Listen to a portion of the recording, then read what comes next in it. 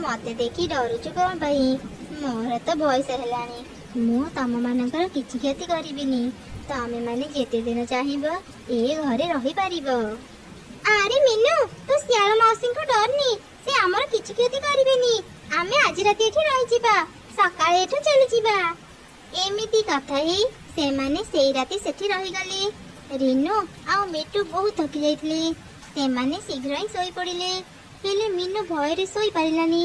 हठात से सुनिला लागछि एमाने सोई पड़िलेनी। जाए एबे मो जाल नहीं आसी, तीन जन को एका सांगरे धरी मारी देबी।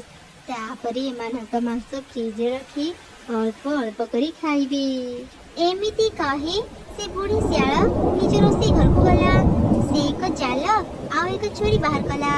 से छुरी को धार करिबा समय रे मीनू तार पछे Please like, share and subscribe.